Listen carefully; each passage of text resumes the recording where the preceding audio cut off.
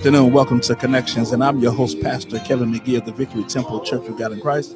You're listening to us on IntellectualRadio.com. You can also listen to us on iHeartRadio. Connections is a show dedicated to keep you connected and network to those in the Christian community who are making impacts. So get ready because your connection is now established. And if you wish to become a Connections advertiser, please reach out to me at bishop1915@gmail.com, or you can inbox me on Facebook. And if you want to host your own show here on IntellectualRadio.com, inbox me and I can help to direct you. If you wish to make a call, 708-223-8953. You can call in and you can ask questions of our guest and pick her brains to see what she knows. Elite Transit Assistance, better known as ETA. We believe that luxury is the standard for all.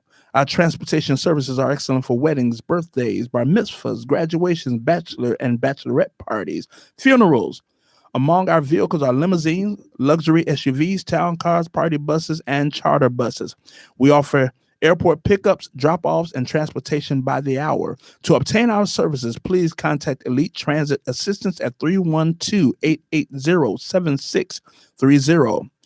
Taste and See Eatery, otherwise known as TAS Eatery, is a fine dining and cafe culinary sanctuary offering American cuisine with a Jamaican Caribbean flair. TAS Eatery is located at 3435 North Harlem Avenue in the Chicago Dunning area. The restaurant offers catering and features live entertainment monthly in their signature back room where you are guaranteed to have a fantastic time. The signature room can also be rented for your next special occasion or event. So come, taste, and see for yourself.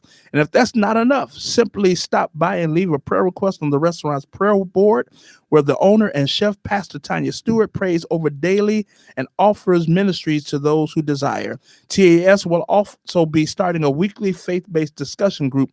More details coming soon. You can check them out at the website at taseatery.com, on Google and Yelp. Call them at 872-946-7081 or Facebook. You can find them on Facebook and Instagram.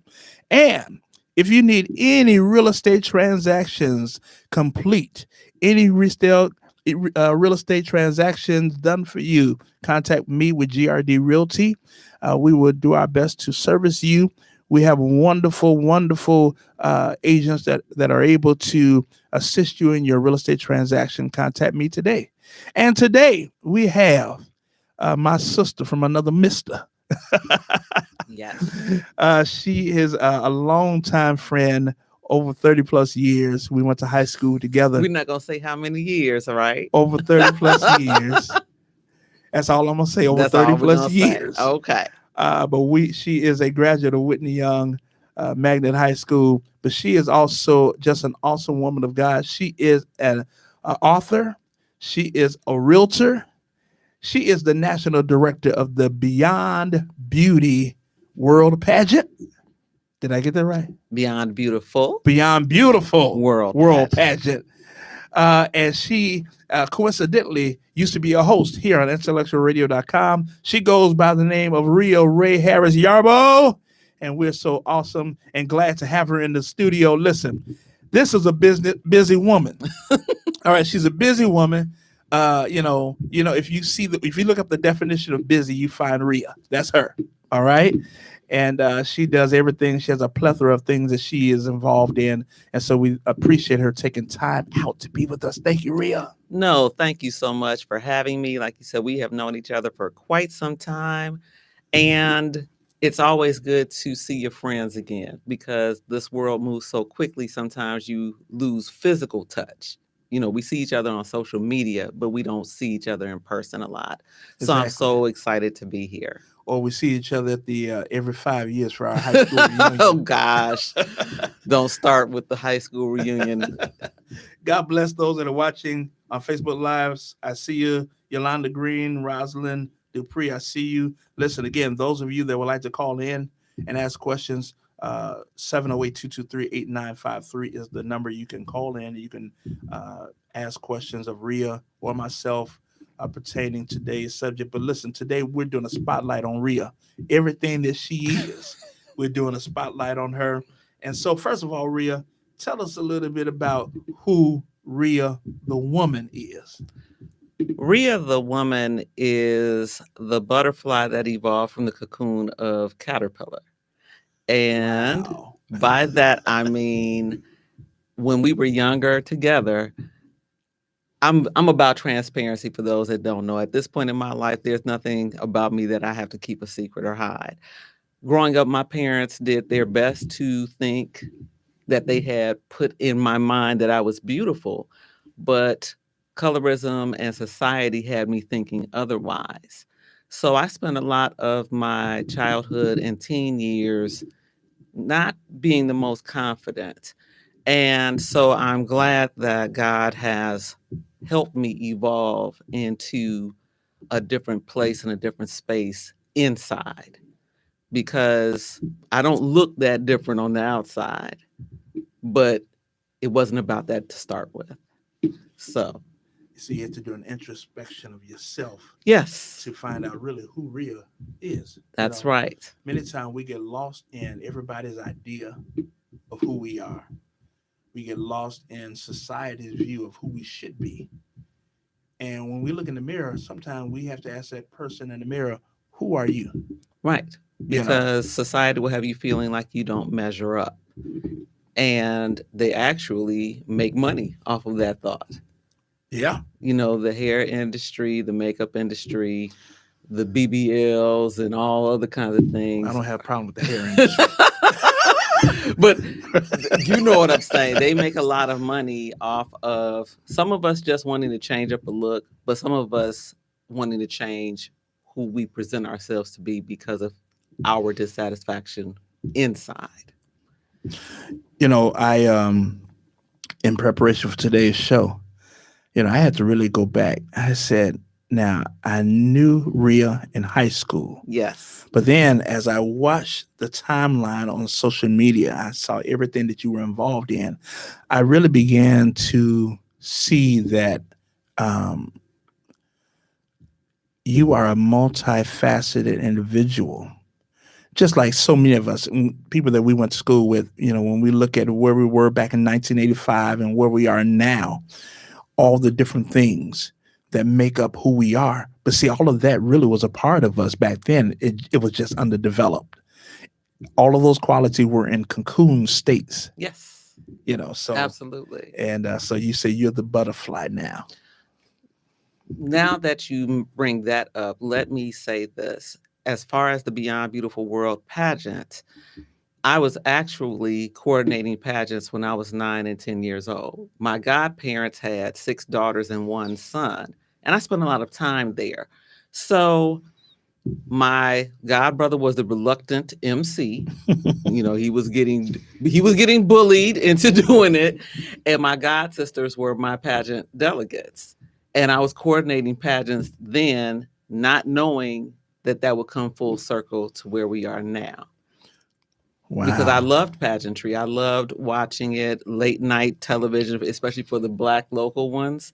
They were on, I want to say, WLS or WGN After Dark. And everybody was going to do Langston Hughes's from Mother to Son, Life Ain't Been No Crystal Stair, which I cannot listen to this day because they used to do it every year. Somebody did it.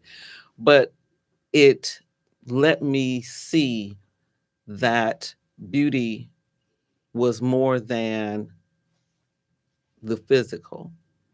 And beauty comes in so many different shapes and sizes and so many different presentations externally. But the real beauty is, who are you inside? And I slowly learned that by watching pageantry and watching the evolution of women, like you talked about the evolution of us. Okay. I'm going to be honest with you. When I was younger and I saw these pageants, to me, they were boring. They were boring until there were two areas of the pageant that I found interesting. Of course. Being a boy, the swimsuit competition, but then also when they open up their mouths to answer the question. You were a little more in touch than the average young man because they didn't care what they said on average. They were like, as long as they were banging bodies and a cute face, that was enough. But it was a lot more to it. But it was the question because you found out who really knew something and who didn't. And I remember my cousins, I remember one time I had one of my cousins, he was spending the night, we were watching it. And I forgot, whatever country this person represented, they asked this person a question that either one of us could have answered. And she went around the world in a day, but she never answered the question. I'm like, she is dumb. Oh my gosh.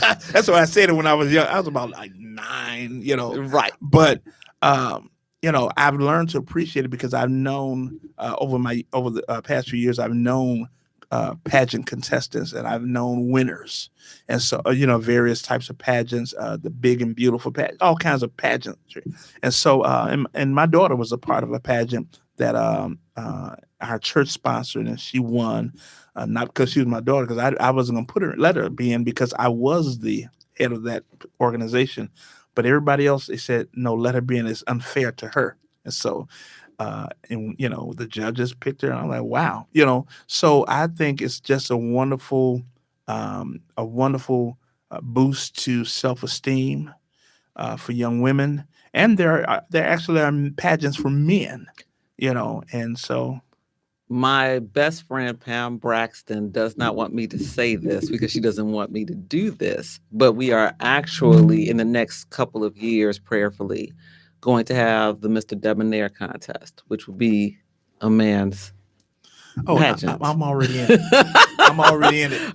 So you're already there. I'm already in it. Already there. You don't even need the pageant. See? I won. So you okay? have it all the lock. But yes, we had actually probably 20 plus years ago had coordinated pageants for children. And we evolved into the Beyond Beautiful World space because years ago, God gave me the words Beyond Beautiful, and I didn't even know what they meant at the time. But I kept it in my mind because I knew that if he gave it to me, he was going to reveal what it meant at a point. And a few years later, it wasn't like the next week, a few years later, the vision for a celebration of womanhood through pageantry came to mind, and then the name, Beyond Beautiful World, because we are so hard on ourselves as women, and we tend to do for everyone first, to the extent that we sometimes don't help ourselves. And I wanted women to, A, know that you're beautiful despite what you may have been told by whomever. B, recognize that it is a great thing to celebrate you, because that is not arrogance. That is what any human being wants to do. And C, we have a system that is more than your external beauty. It was set up intentionally to give many women with many different talents the opportunity to be on that stage and shine. Awesome. And you've already answered my next question then is, what is the Beyond Beautiful World Pageant? Oh, no, I still have some answers for you. Come on. So we have a few foundational parts. One being that we have a philanthropic arm which supports Project Kennedy. Project Kennedy was founded by Kennedy Parker at a young age. She went away to college. To make a long story short, had some dental work done, thought it was the problem when she was having some jaw problems, came home and found out she had cancer. Underwent a huge operation, went into recovery, as they call it, remission. She was working 2 jobs, back in college. She became a member of the National Council of Negro Women. She became a member of my sorority and her mom's and your daughter's, Sigma Gamma Rho. And then she had a reoccurrence. And less than 3 weeks before her 25th birthday, she did not survive. Her mother, Darnisha Evans, who was also my sorority pledge daughter, has, in her daughter's honor and memory, kept this organization functional. So Project Kennedy works for not just those people experiencing the scourge of cancer, but their family members and their supporters and their caregivers. So that is the philanthropic arm, which is one of our foundational pieces. Another one is one of the mandatory areas of competition, which is the Phoenix Rising Testimonial. This is when the delegates get to speak about something that they have achieved, overcome, or a combination of the two. And it takes a lot to get in front of people and tell them, in some cases, about your struggle. But as I've explained to them, your testimony is going to, not might, is going to touch someone that you may never see, because the pageant is not just with an in-person audience, it's also a virtual audience connected. So we tend to think that some of our life struggles we go through by ourselves and no one has experienced what we have experienced. Somebody has, and somebody's made it through. And that is why we encourage that part of the foundation of the pageant, because you're going to touch someone. Then you do if you choose as a delegate, an optional area of competition, which is the Black Pearl Pitch Competition. So that is for entrepreneurs, women that have either started a for-profit business or a not-for-profit organization or would like to. And a few weeks prior to the actual pageant, they do a Shark Tank-esque presentation via Zoom. And we have separate judges for that part. The winner is not announced until the night of the pageant in person, but Pamela Braxton, who is the assistant national director, works with each one of the delegates that wants to participate one-on-one so that they can put forth their best presentation to win the prizes that are attached to that.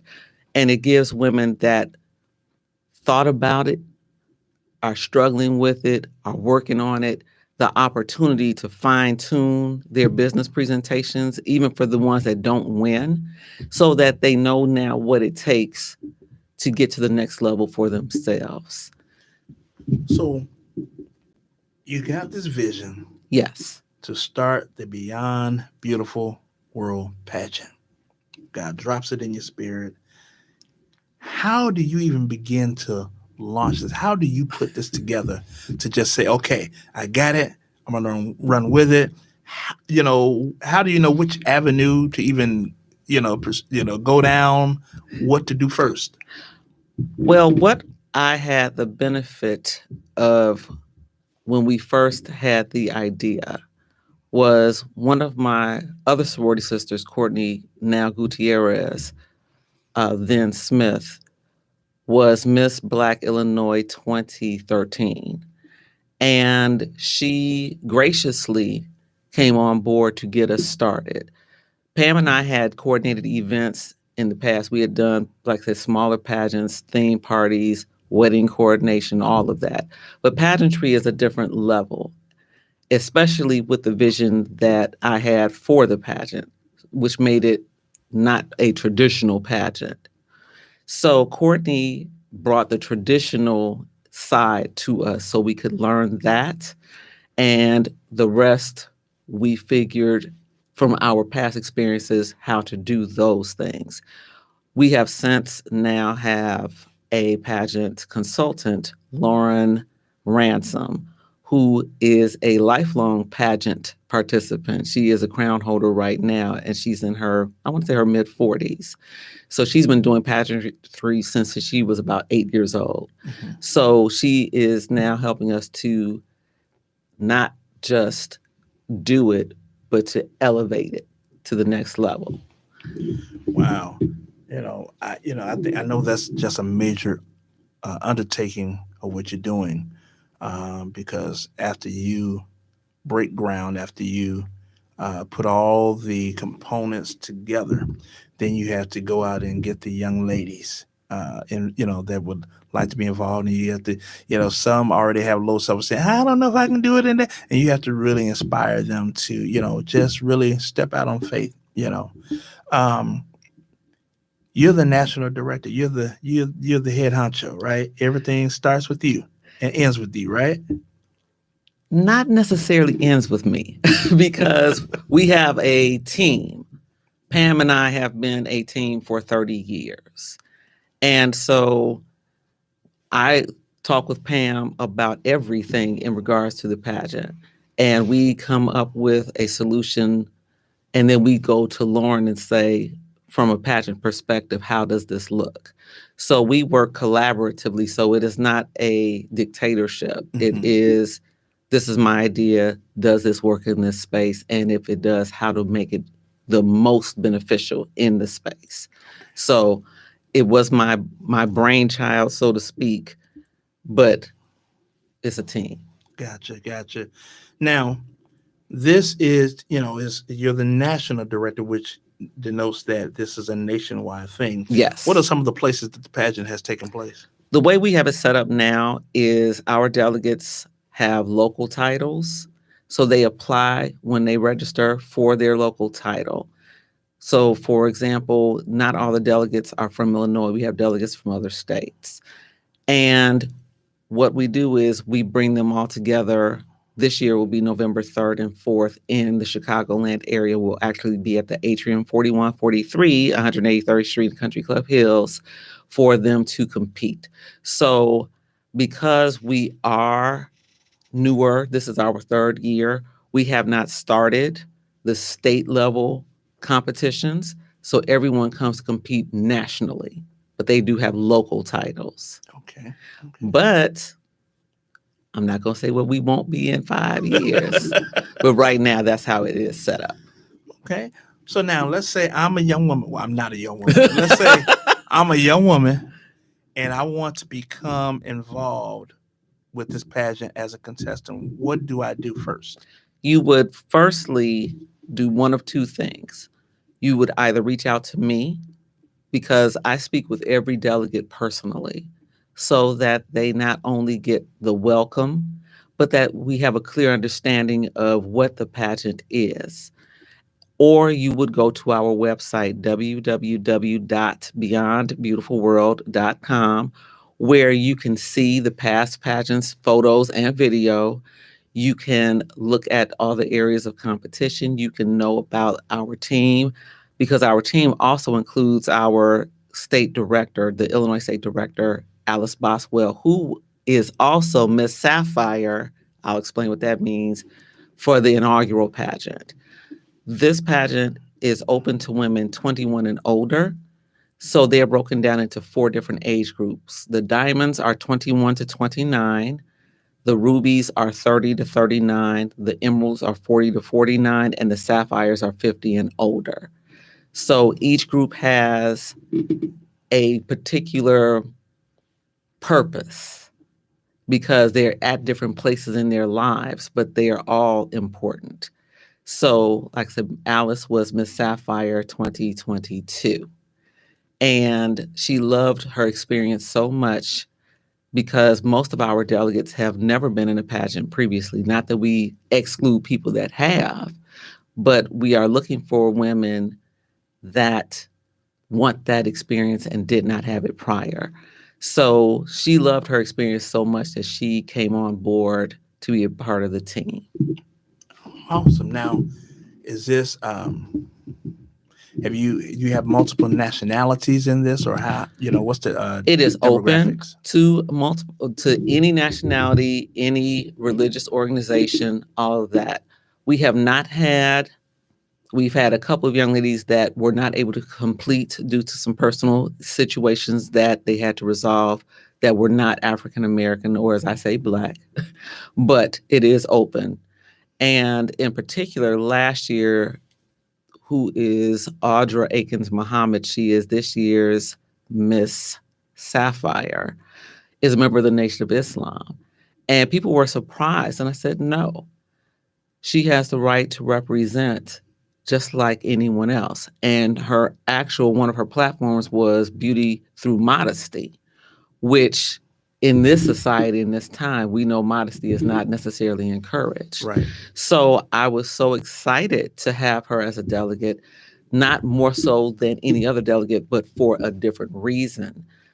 Not only was she a beautiful person, but that message to me was important. Every delegate has an important message. They all have an advocacy that they support and that they promote because that's what's near and dear to their hearts. And that was one of hers. And then you can learn from one another. Absolutely. The contestants, they can see the other contestant, they can learn culturally and, what other people think and how they believe, and how they can carry themselves. Absolutely. Many times we see a person of color who's the head of something, we automatically think it's African American organization only. No, you just happen to be the one that God gave the vision to, Right. Despite your color or ethnicity, but it's open to all. Yes. And when if you can open something like that, see, first of all, you got to understand, this is it's meant to blow up.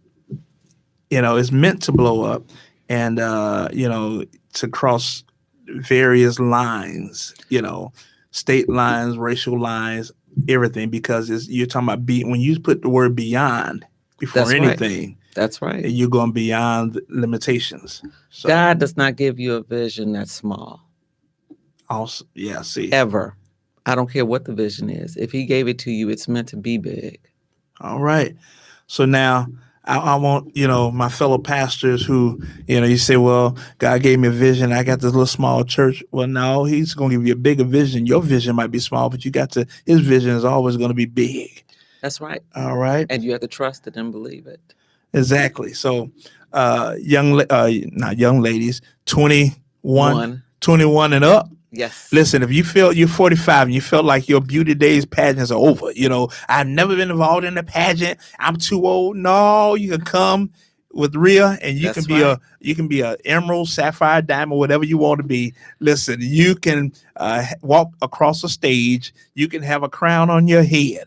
Listen, you need to apply. You need to become a contestant. I don't care if you're 55. I don't care if you're 65. She said 55 and up. 50 and that means if you're That's 98, right. if you can still walk and you think you're beautiful, you Come think on. you got to walk on that, go get on that stage and walk down that runway. Well, no, Earl Winfrey, I always have called Earl the producer extraordinaire, who is the founder of Intellectual Radio, is my standard judge. Earl's going to judge until Earl doesn't want to judge the pageant anymore. And Earl will tell you, now last year, Wanda B., the other producer, my other girl, stood in because Earl had something that came up. But last year's winner was out of the Rubies. But when Earl judged, the oldest delegate we had, the oldest sapphire we had, was Miss Beyond Beautiful 2022.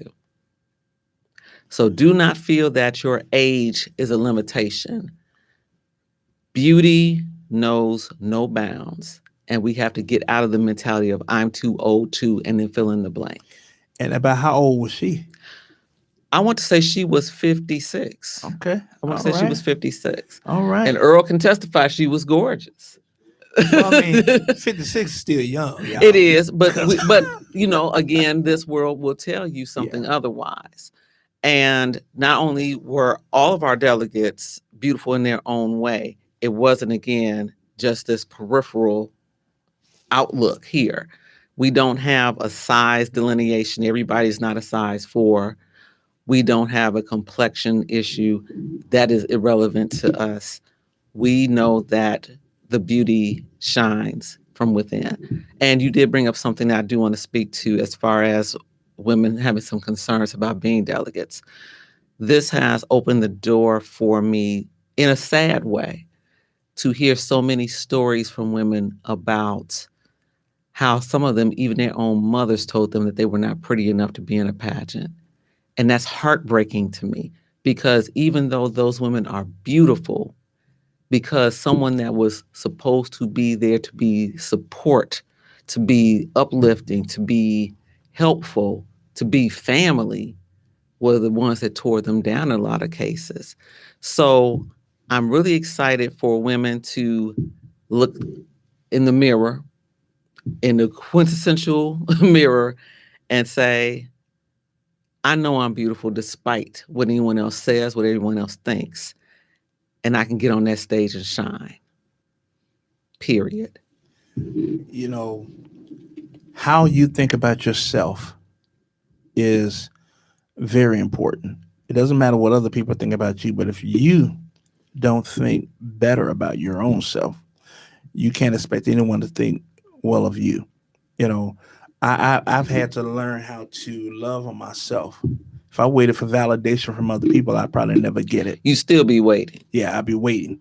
But you have to look in that mirror and you have to say you are fearfully and wonderfully made. You have to say that you're royalty. You have to affirm certain things to yourself.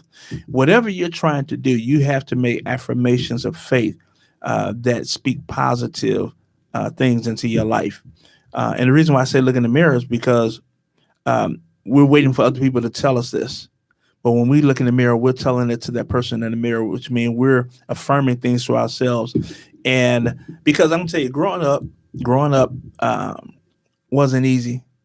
Um, you know, if you were quote unquote a smart kid growing up in grammar school, Especially a boy. yeah, people looked at you and like, oh, he's smart. Yeah, you got praise in one area, but you got ridiculed in another area. And I think that was so, and we it was four of us that left my grammar school: Terrence Anderson, Calvin Gaston, Terry James, and myself. We all came to Whitney Young. We were the top students. But to come to a place where everybody was smart, now we felt like part of a collective. But even in that, because I had been ridiculed so much in grammar school, I didn't feel that well about myself. Not until I got older and I had to learn how to say, you know what? Uh, I see something in me that other people might not see. And it's not that they don't see it, but the way that I'm looking at myself, it's been hidden from me. Because then I found out later on that people, oh yeah, well, I always thought you were this, that, and that. I'm like, really? Nobody told me. And I have to realize I didn't tell myself. Yes. So I joined in with the chorus of insults. I insulted my own self. Naysayers. So I'm glad that you have this organization that you put together that will emphasize and reinforce positive thinking for young women, older women, seasoned women. Since doing this pageant, since you launched it, what has been your greatest victories? My greatest victory has been seeing women on that stage, knowing that they were literally, in some cases, afraid, and they shined through anyway. Knowing that they are, depending on what their testimony is, that they are bearing their souls for the world to see. Knowing that some people are going to have something funky to say, some people are going to be judgmental, and doing it anyway. Knowing that they pushed through to make a dream of theirs come true. That's been the biggest lift for me. Right. And you have to look at your victory as when you see the victories that you have um, obtained through what you do. That means more than money. It means more than anything else. It's self satisfaction, but it's also affirmation that you are truly led by God when you have those victories. But now on the flip side, what have been your greatest challenges? My greatest challenges actually are what I just spoke about: having women doubt themselves. So many women have called me or inboxed me personally or texted me personally and really talked about their fear, talked about how they feel about themselves, which isn't good, talked about their circumstances, their health challenges. And I know that everyone isn't going to make the stage. Everyone isn't even interested necessarily in making the stage. But even in that difficulty, I know that there still is a purpose, because in that time, I pray for and with them. In that time, I acknowledged their humanity, which a lot of times people won't do. And it reminds me that there's so much more work to do. So even in my difficulties, there is God. Okay. So now if I'm that young lady, again, I'm not a young lady, y'all. If I'm that young lady and I'm sitting with you because you say you have to speak to everyone that wants to be a contestant, Yes. you have to have a one-on-one with them. All right. Yes. And I said, well, here, I don't know why I'm here. Um, Someone suggested that I come and at least hear things out. But number one, I'm not beautiful. Number one, I'm not smart. Number one, I'm number two, number three, I'm overweight. What is there for me to feel good about? Why would I want to get on the stage and flaunt who I am in front of everybody so they can laugh at me? Because that's all they've been doing all my life. They've been laughing at me. Why would I willingly put myself on Front Street in front of everybody, you know, and a national audience? Why would I do that? Because those people don't know the God in you. And for God and his view of you, you are beautiful, you are smart, you are talented, and you have something to offer the world. And for you to get on this stage, you're not only going to be communicating with me, we have a sisterhood here that we develop with our delegates.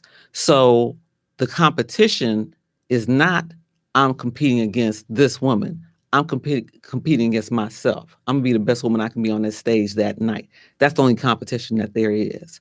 So you will be with like-minded women that will help you elevate as you help them elevate. And if you need me, now, people know don't call me after 6 in the evening unless I have something on my schedule. I'm laying down. But if you text me or if I see that you called or you inbox me, first thing the next day, I'm there because it's important to me that you're okay. Yeah. Don't call after 6 unless you want to buy a house. No, don't even, hey, look, text me then because I'm telling you, I'm probably laying down. But yes, seriously, it's important. Have you had any personal testimonies from any of these ladies of how this pageant has really helped to transform their lives? Actually, most of them have talked about they didn't expect it to be all of that, what it became, and how it made them look at themselves differently, how they had a different level of courage that they didn't think that they even needed, how it was so much more than just the beauty of it. Audra's on here now on my live saying, this is incredible. If I can do it, you can do it.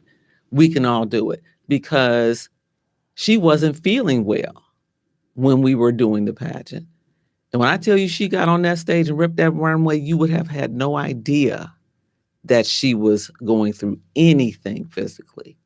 So that's a big deal to me to know that you can overcome all of the naysayers, all of whatever is out here that's holding you down. If you are your biggest critic, you can overcome all of that.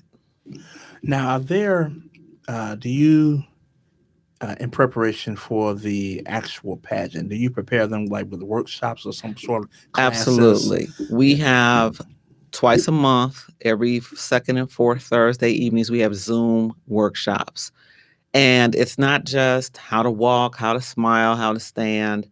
It's also about development, who you are as a woman, who you are as a person. So we do those as well as, let me say, Pam's career is as a licensed therapist. So if there is someone that really has something a little bit more than surface conversation, we have someone that's trained to listen and to help you dissect that.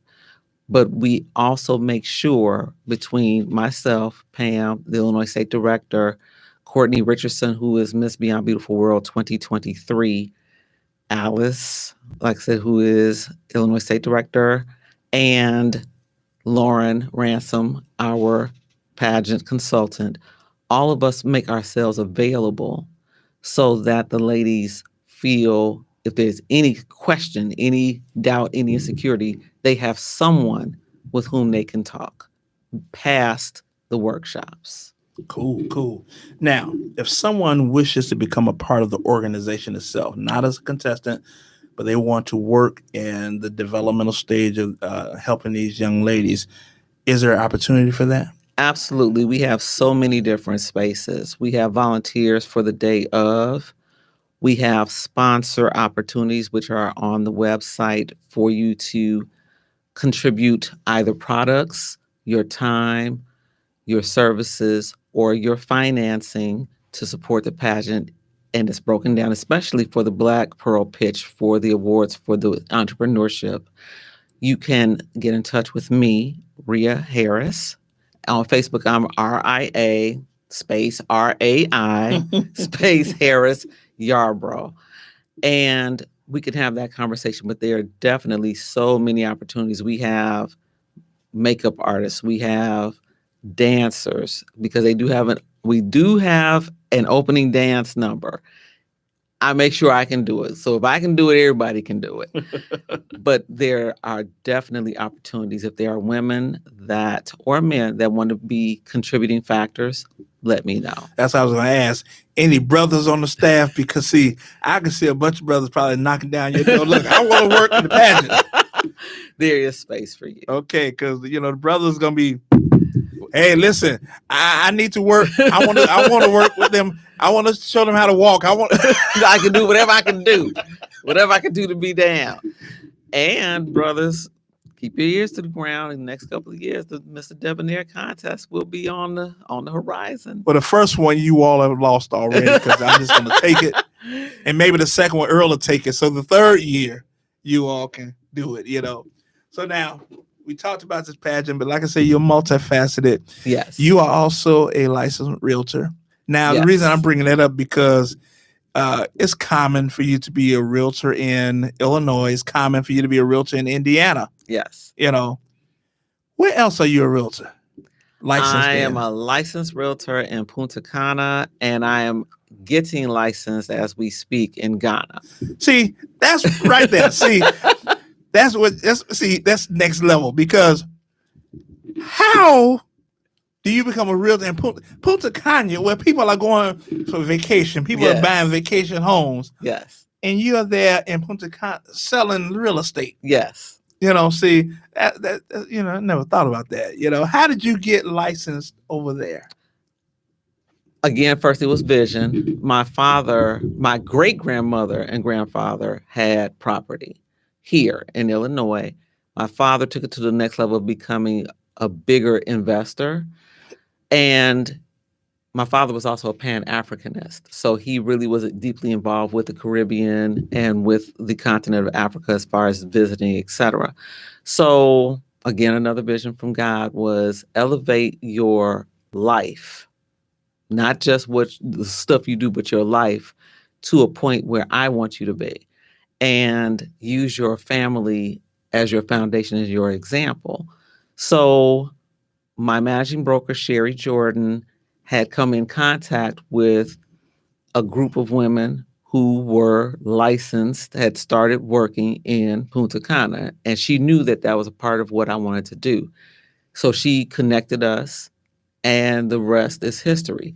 Makita Smith, who is the CEO of Savvy Chicks in Real Estate, and also works very closely with Sherry Jordan, who is Suite 527 Realty Group LLC's owner and also managing broker. They combined, and the Ghana opportunity came up. So now, how are you conducting showings in Punta Cana and Ghana? What I do, I'm going to Ghana actually in December. So when I go in December, I plan on prayerfully meeting investors or people that are wishing to be dually citizenships, however you want to say it, have dual citizenship, and show them properties while I'm there. And for Punta Cana, the group goes, they're a group of people, and they go almost every month. So the months that I'm not able to go, someone is there to take my group and make sure that they are taken care of. But yes, we rotate. Man. I can just tell Karen now, girl, I'm off to Punta Cana this month. I'm going Gotta to check sell some some investment. property. Gotta check on my Karen investments. gonna be like, nah, I'm coming too. That's right. That's right. Wow. That's next level. That's next level, and that's vision. You have to have a vision. A lot of time we have a vision for everything else, but we have to have a vision for your own life. That's For right. your own family posterity. That's right. And then you are an author. I'm gonna let you tell the name of this book because I saw the name of the book. I said, yeah, that's real. What's the name of the book, Rita? Oh my goodness. The book is titled Girl Bye. 10 Lies Women Think and Tell Themselves About Men. Now you got to at least give us a couple of lines. Come on now. Come on, give me a couple of those lines. The lies, and I only picked 10 specific lies, but you mean there are more? There are more than 10, but these are the 10 I chose to speak on in my debut novel or book. And it will be coming out in the next couple of months. One of the lies is Baby's Mama is a title with rights. Because some women seem to think that. And another lie is just because he lives with you does not make him your man. Woo-wee.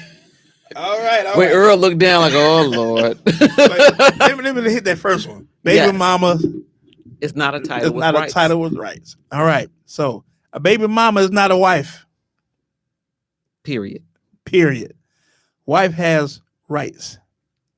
Privileges. Legal rights. Membership has its privileges. Yeah. Baby mama, now your baby has rights. Your baby that's who you are connected to, your baby. And I'm not saying that you should have a bad relationship with that child's father.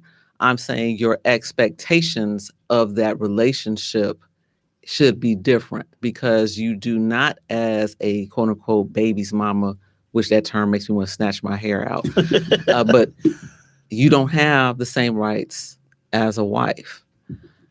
I was not married to my son's father. And when we were no longer together, the only obligation he had was to our son. He did not owe me anything. And I've encountered so many women that feel like their child's father is responsible for their lifestyle. No, he's responsible to help with his child's lifestyle or children's lifestyle, whatever the case might be. You should be financing your own lifestyle. You know, that take me to a conversation I had with a baby mama about 4 or 5 years ago. She was upset because the father of her child, yes, he was paying child support. Right. But she felt there should be more. She said, because after all, I'm the baby's mama. I said, well, I said, you're the third baby's mama. I said, there was a first one, there's a second one, there's a fourth one, and there's a fifth one. I said, what makes you entitled? I said, you're just one of a few. I said, so neither of you, he's not obligated to support. He's not obligated to get your hair done. He's not obligated to get your nails done or anything like that. He's obligated to the children and what it's going to take for that child to thrive and survive. That's right. I said, but you're just one of a few. Even if she wasn't one of a few, he still doesn't owe you that. Exactly. And then what was the other lie you said? Come on, bring that one. I can't even remember because there's so many of the lies. That was, oh, man. Come on. Oh, just because he lives with you does not make him your man. Does not make him your man. This is about communication and conversation. This is a real story. I had a couple of associates that were a couple, or so I thought, and they moved in together. And the young lady was planning a whole wedding. And so when I saw the guy, like a few weeks later, I was like, hey, congratulations. He was like, okay, thanks. What for? I was like, you're getting married. He said, when? Who? And I was like, wait a minute. Your lady friend that you live with said you all are getting married. He said, I didn't tell her that. I said, that is your girlfriend, right? He said, no. I said, I'm really confused at this point. And to make a long story short, because there was no conversation prior to this situation, he considered himself a roommate that has sex with his roommate. Yeah. She considered him my man. We sleep in the same bed. We come to the same house every night. But because that was not articulated, he had the out to say, I never told you that. And that would be true. So when you make assumptions about what somebody's doing because of how you view that in your head, you're playing yourself. Exactly. You have to make sure everything, disclose everything. Above board and early. Exactly, because you're going to be hurt if you realize that it's not the way that you think. One of those lies, baby. One of those lies. Yeah. When is the book coming out again? It's going to come out, everybody, by July 1st. July 1st. All right. Yeah, that's a book everybody needs to buy. You don't need to copy it. You don't need to get your friends version and have them to, send you a PDF. No, you need to buy it yourself. And if anyone has a book club, a bookstore, anything, I would love to come speak and have that conversation with you all after reading it, because I'm sure there are going to be some people that disagree. And I always value a different opinion, even if we don't agree. Church folks, y'all need this book. Hey. How many of your relationship based upon a lie? All right. How many relationships are a total fabrication because you lied to yourself? Exactly. And the thing about it, you have women who resent books like this or resent things like this because they want you to join their soapbox, but when you tell them the truth about themselves, because they feel that coming from another woman, everybody stick together. But when you reveal truth to them, the truth and is it's coming from a woman, right? They get mad at you. But some people are going to hate you, but you know what? They're going to buy your book to see what you're saying. And that's okay, because at this point in my life, I've been hated a whole lot of times. And I'm okay with that. You don't have a heaven to keep me out of or hell to put me in. So exactly. I'm good. Exactly. And so how has your faith prepared you for this journey that you're on with the pageant, with your real estate, with the book, and any other ventures you have coming forth? I actually always believed, but my parents were Pan-Africanists, so it was a different kind of understanding about the Word of God. So as I got older, I appreciated that they allowed me to develop that myself, as far as what organization, all of that. And at a point, I was just out here just doing so much and just not focused and running around. And I actually took a 2-year sabbatical, so to speak. I wasn't dating. I was getting Rhea together. And in doing so, I was strengthening my faith. I was not just listening to what somebody told me was in the Bible. I was reading the Bible to get my understanding together. And after that 2 years, I actually met my husband in church, because I then had a list of what was important to me in my life, in a future spouse, etc. And one of those things was I wanted us to share the same faith and same understanding. So that's what it was. But I had to stop all this being busy but not being productive, which a lot of us do. I had to stop worrying about what everybody else thought about my life and look at my life for what it was and what it was not, and make the changes I felt were necessary. And I had to learn the Lord. And I had to learn him, because nobody can go to heaven or hell and vouch for you.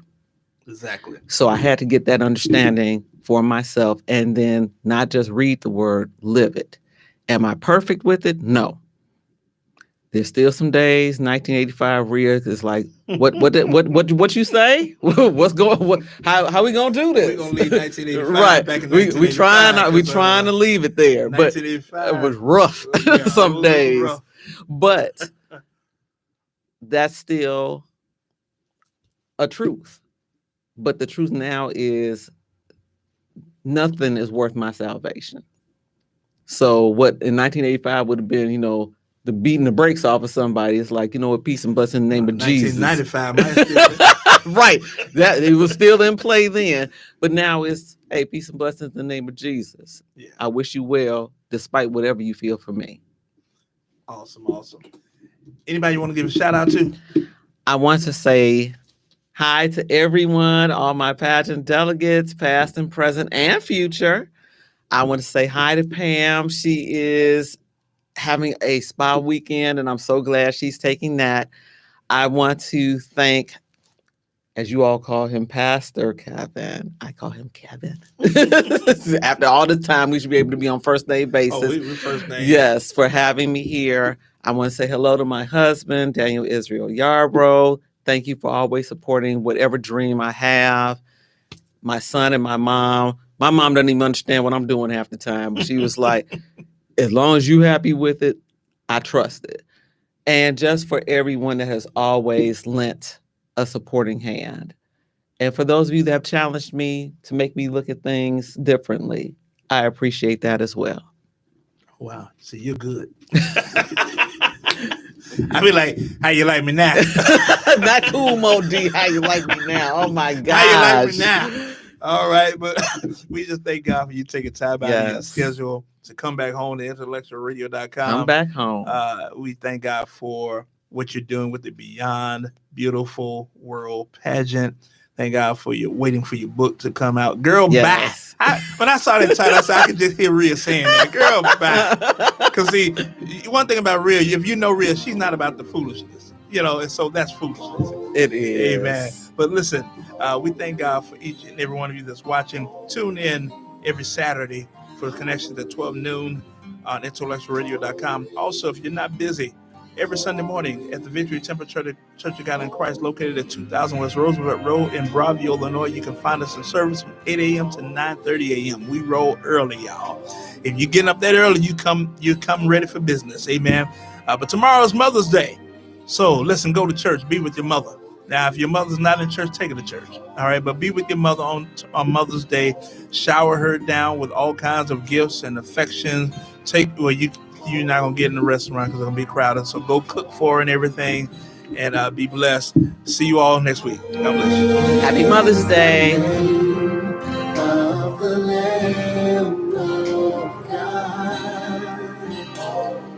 Holy is the name.